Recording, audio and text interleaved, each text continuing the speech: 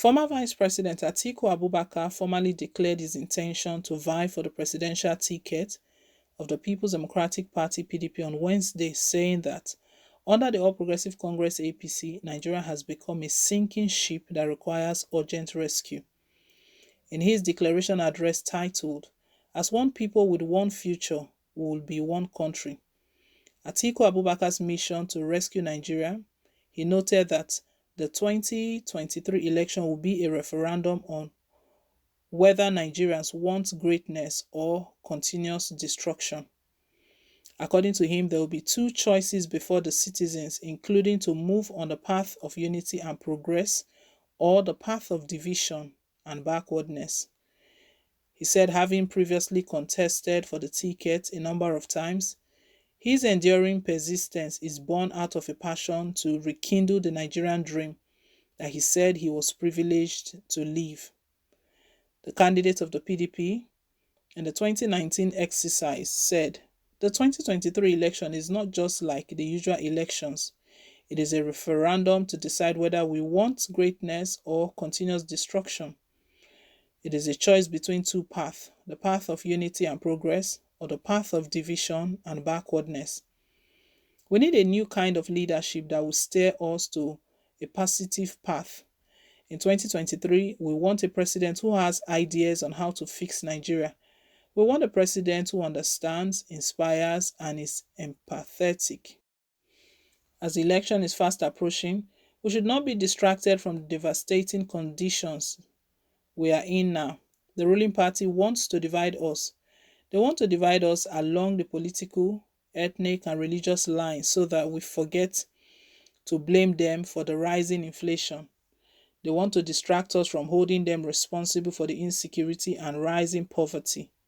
They want us to be facing each other and hating one another. We should focus on the issues, not our differences. Let us unite and fight our common enemies: the lack of unity, insecurity, poverty, inflation, and unemployment." That is what this election is about. I have no doubt in my mind that we as Nigerians can do it. We have done it in 1993. We can do it in 2023. We must stand firm, get our PVCs, come out en masse, cast our votes, and protect it against any manipulation. I've contested for the office of the President of the Federal Republic of Nigeria a couple of times in the past.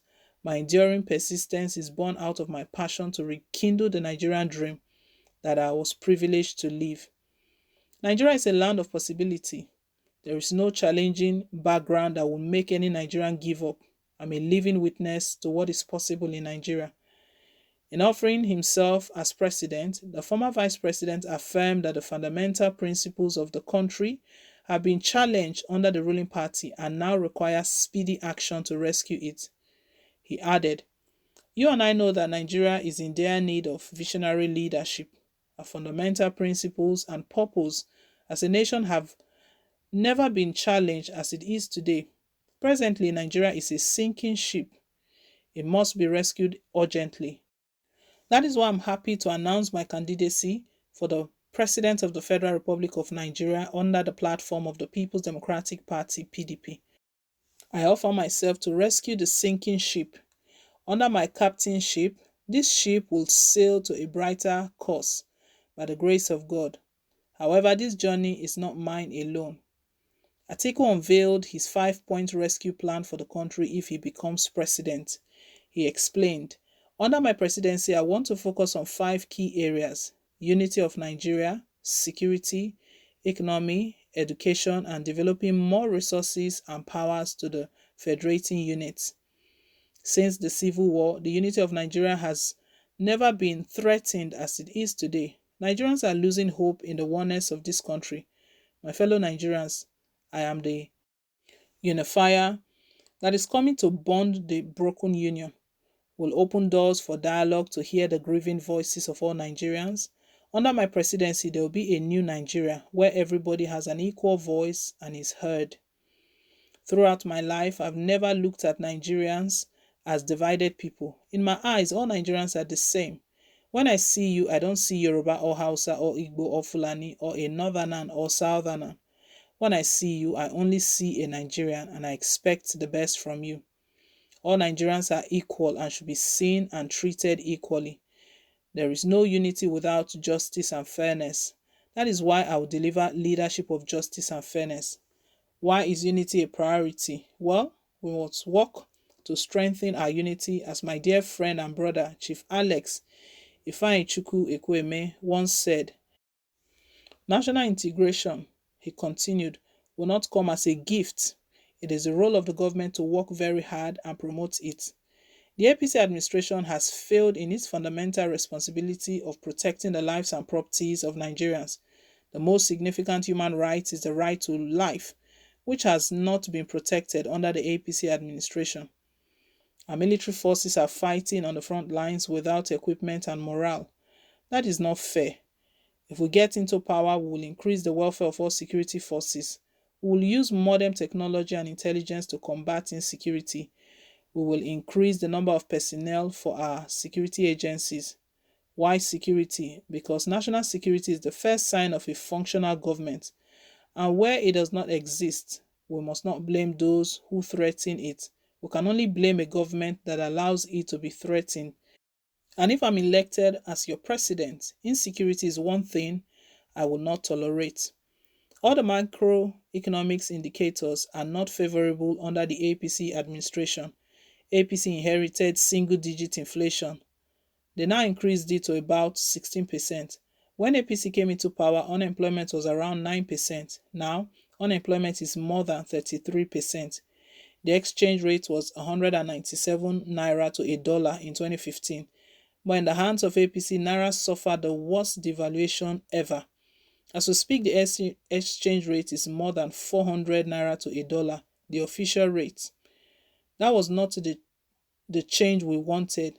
If we get elected, we will create alternative sources of foreign exchange supply to Nigeria and reduce importation to increase the value of the naira. They said we should go back to the farmlands. How can you ask people to go to the farmlands while you have not secured the farms? People cannot go back to the farms because they are afraid they could be kidnapped or killed. Under my leadership, we will ensure absolute security because that is the number one condition for economic prosperity. We will provide access to mechanized farming systems and develop the agricultural value chain. We must diversify our foreign exchange sources through exports of processed agricultural products. When APC came into power, Nigeria's debt was 12 trillion naira, and now they increased it to 32 trillion naira. They still want to borrow more. Under my leadership, we would reduce government borrowing. Too much borrowing comes at the detriment of the future growth. We'll operate liberal economy that allows small businesses to grow through lower taxes and charges for small businesses and low-income earners. We'll encourage the expansion of the private sector to spur economic growth. For our population to have a positive impact, we must equip our people with modern competitive skills and provide the right environment for them to thrive. As Chief Abiola once said, we in Nigeria must not allow ourselves to be left behind. If you look at our present state, you will agree with me that the world and sadly, even the rest of Africa have left us behind. More than 100 million Nigerians are either unemployed, underemployed, or unemployable. How could our ever-increasing population be of added value if we do not create opportunities for our people? I know how to create jobs. I built several successful businesses and companies within Nigeria, and as a result of which thousands of people are gainfully employed. If I can manage my business well, I can manage the Nigeria economy well.